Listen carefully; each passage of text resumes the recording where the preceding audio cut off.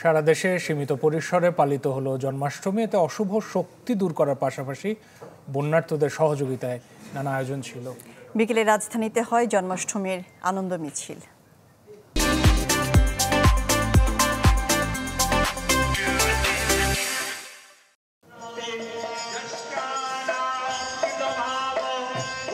এই গীতাপাঠ, যজ্ঞ, প্রার্থনা সবই হিন্দু ধর্মাবলম্বীদের জন্মাষ্টমী উপলক্ষে। শ্রীকৃষ্ণের জন্মতিথিকে ঘিরে সোমবার সকাল থেকেই ভক্তরা আসেন ঢাকেশ্বরী জাতীয় মন্দিরে। অশুভ শক্তি দূরের প্রার্থনার পাশাপাশি বন্যার্তদের সহযোগিতায়ও ছিল নানা আয়োজন। মানুষ সবার জন্য আমরা প্রার্থনা করি যাতে বন্যা কবলিত যারা আছে তারা সেখান থেকে খুব দ্রুত পরিত্রাণ পাক। বন্যার্তদের যাতে আমরা সাহায্য করতে পারি, তাদের পাশে দাঁড়াতে পারি, সেই হিসেবে ঢাকেশ্বরী মাতৃসেবা সংঘ তাদের পাশে দাঁড়ানোর জন্য এই ক্যাম্পটা করা হয়েছে।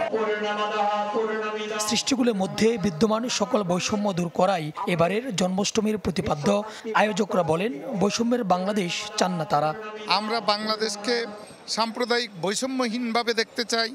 আমরা এমন রাষ্ট্র চাই যে রাষ্ট্রে কোনোদিন কোনো মন্দির পাহারা দিতে হবে না। দুষ্টের যদি দমন হয়, শিষ্টের পালন হয়, তাহলে সেখানে হিন্দু, মুসলমান, বৌদ্ধ, খ্রিস্টান, আদিবাসী, বড় ছোট লিঙ্গ কোনো কিছু থাকে না।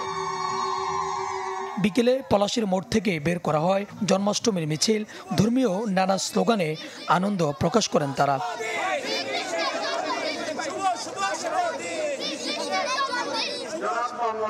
এর আগে সংক্ষিপ্ত আলোচনা সভার আয়োজন করেন হিন্দু ধর্মাবলম্বীরা।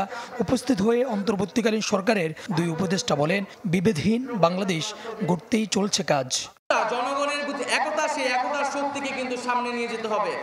আমরা বৈষম্যবিরোধী ছাত্র আন্দোলন গড়েছিলাম এবং আমরা কোনো ধরনের ধর্মীয় পরিচয়ের ভিত্তিতেও কোনো ধরনের বৈষম্য এই বাংলাদেশে মেনে নেব না। তাহলে কেন এত বিভেদ?